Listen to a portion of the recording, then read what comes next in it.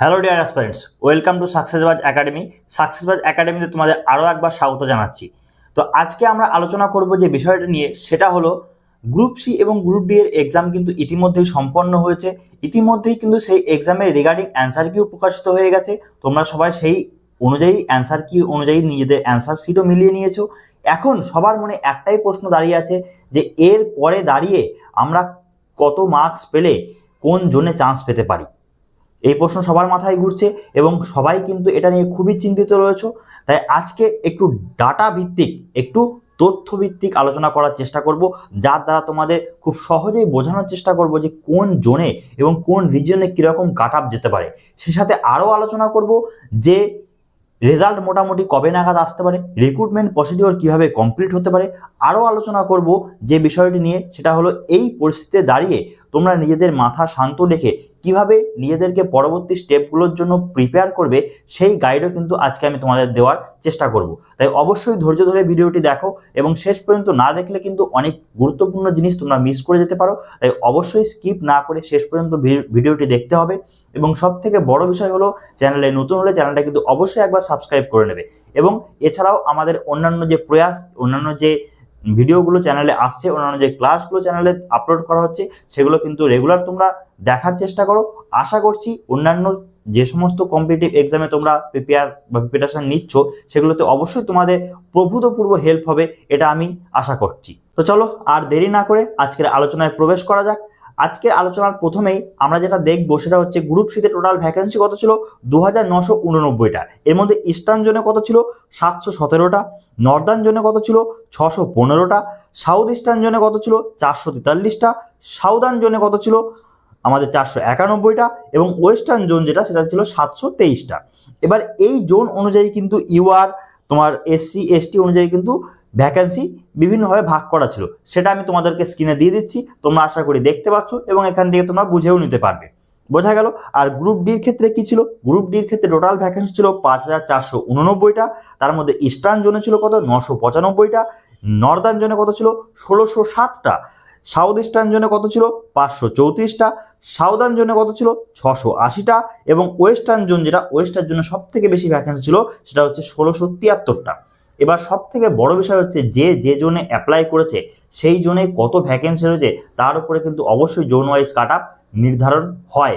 এবং সব থেকে বড় বিষয়, সেই জোনের প্রিপারেশন কেমন ছিল পরীক্ষার্থীদের এবং সেই জোনে কেমন পরীক্ষা দিয়েছে সবাই, তার উপরে কিন্তু অনেকখানি না পুরোটাই ডিপেন্ডেন্ট করে কাট আপ। তো সেইখান থেকে দাঁড়িয়ে আমি মোটামুটি তোমাদেরকে একটা আশ্বস্ত করার চেষ্টা করব যে যেই জোনে থাকলে তোমরা মোটামুটি আপকামিং যে রিক্রুটমেন্টের প্রসেস, সেই প্রসেসে তোমরা ডাক পেতে চলেছো।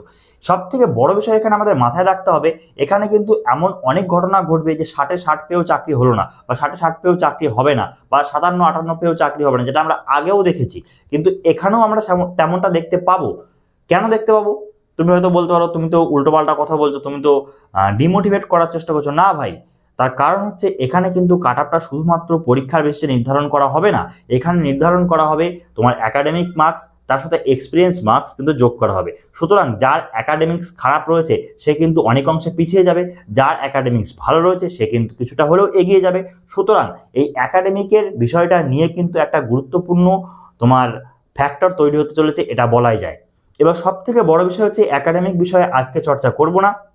তোমরা যদি বলো, তোমরা যদি এই ভিডিওতে কমেন্ট করো, তাহলে আমরা অবশ্যই এই একাডেমিক বিষয়টাকে ইনক্লুড করে টোটাল কাট আপ কত যেতে পারে তার একটা আইডিয়া তোমাদের সামনে পেশ করার চেষ্টা করব। তবে যদি তোমরা এই ভিডিওতে তার রিকোয়ারমেন্ট দেখাও আমাদের কাছে, তবেই, তা না হলে নয়।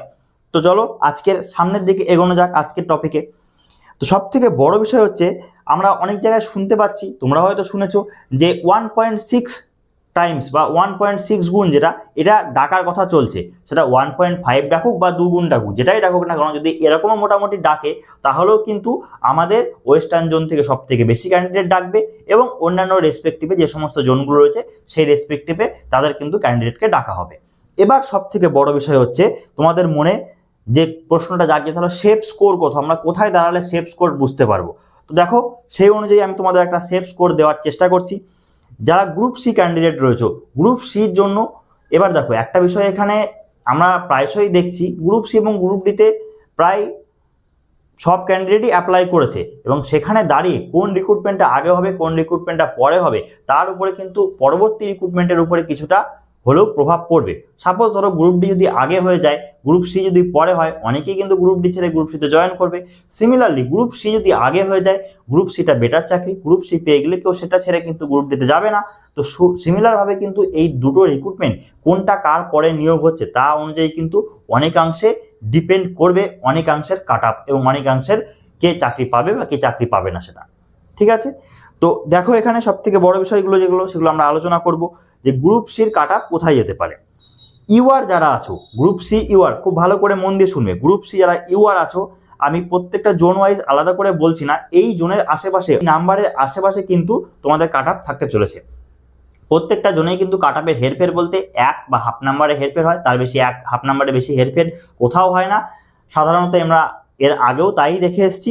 এবার সব থেকে বড় যে বিষয় সেটা হচ্ছে এই জোনের আশেপাশে তোমরা থাকছো কিনা, তাহলেই কিন্তু তোমরা পরবর্তী যে প্রিপারেশন সেটা কিন্তু তোমাদের কন্টিনিউ করতে পারো। তো দেখো ইউআর যারা আছো গ্রুপ সিতে, তারা হচ্ছে 55 +- 2 ধরে রাখতে পারো। তার কারণ কি, যদি খুব পরিস্থিতি খারাপ হয় তাহলে 57, যদি তুলনামূলক বেশি ক্যান্ডিডেটকে ডাকে তাহলে কিন্তু 53তেও সেটা নামতে পারে। এই জন্য +- 2টা আমরা সবসময় ধরে চলি। ওবিসি এ যারা আছো তারা কি 53 +- 2 ধরে রাখতে পারো। ওবিসি বি যারা আছো তারা মোটামুটি 54 +- 2 ধরে রাখতে পারো। এসসি যারা আছো, এসসিরা কিন্তু 52 +- 2 ধরে রাখতে পারো। এসটি যারা আছো তারা মোটামুটি 50 +- 2 কিন্তু ধরে রাখতে পারো। আচ্ছা, ইডাব্লিউএস যারা আছো, ইডাব্লিউএস যারা আছো তাদের আমি বলবো মোটামুটি 47 +- 2 কিন্তু তোমরা ধরে রাখতে পারো। আর পিএইচ ক্যান্ডিডেট যারা রয়েছে, পিএইচ ক্যান্ডিডেটের অ্যাকচুয়ালি বলাটা খুবই মুশকিল, তবুও আমি চেষ্টা করছি। মোটামুটি 35 থেকে 40-র মধ্যে, এই জোনটার মধ্যে যারা থাকবে তারা কিন্তু মোটামুটি সেফ জোনে আছো এমনটা বলাই যায়। ঠিক আছে, আচ্ছা এরপরে আমরা গ্রুপ ডির দিকে এগোই। তাহলে আশা করি গ্রুপ সি সম্পর্কে তোমার ধারণাটা অনেকটা ক্লিয়ার হয়েছে। এবার গ্রুপ ডির দিকে এগোনো যাক। গ্রুপ ডির যে কাট আপটা আছে সেটা আমরা দেখব যে জেনারেল যারা রয়েছে তারা যে জন্যই হও না কেন, মোটামুটি যদি 34 +- 2 তোমার থাকে তাহলে কিন্তু তুমি, আমি বলবো, সেফ জোনে রয়েছে। বোঝা গেছে? ঠিক সিমিলার যদি ওবিসি এ হয়, ওবিসি এ হলে কি হবে, ওবিসি এ হলে কিন্তু মোটামুটি 31 +- তুমি ধরে নিতে পারো, +- 2 কিন্তু ধরে নিতে পারো। ঠিক আছে, সিমিলার ওবিসি বিউ আমি এখানে 31 থেকে 33-র মধ্যে, অর্থাৎ 31 +- 2 কিন্তু তুমি ধরে চলতে পারো। আচ্ছা, এসসি যারা আছো, তারা মোটামুটি কিন্তু 30 +- 2 এটা কিন্তু ধরে চলতে পারো। আচ্ছা, এসটি যারা, তাদের কি হবে, এসটিদের কিন্তু মোটামুটি ধরে নাও 28 +- 2 কিন্তু ধরে চলতে পারো। আচ্ছা, ইডাব্লিউএস মোটামুটি 26 27 +- 2 কিন্তু তুমি ধরে চলতে পারো। আচ্ছা, পিএইচ ক্যান্ডিডেট কি হবে, পিএইচ ক্যান্ডিডেট আছে যারা, তাদের ক্ষেত্রে আমি আগেও বলেছি কাট আপটা প্রেডিক্ট করা খুবই কঠিন। তো সেখানে মোটামুটি তোমরা 25+ বা 25 থেকে 30-র ভেতরে যারা রয়েছে তারা কিন্তু এই জোনটাকে মেনে চলতে পারো। আশা করি তোমাদের কাছে ক্লিয়ার করতে পেরেছি কাট আপের বিষয়টা। এবার সব থেকে তোমাদের কাঙ্ক্ষিত প্রশ্ন একটা, সেটা হচ্ছে রেজাল্ট কবে দিতে পারে, তাই না? রেজাল্ট কবে দিতে পারে এই প্রশ্নের সঠিক উত্তর কিন্তু আশা করি কমিশন বাদে কেউ জানে না।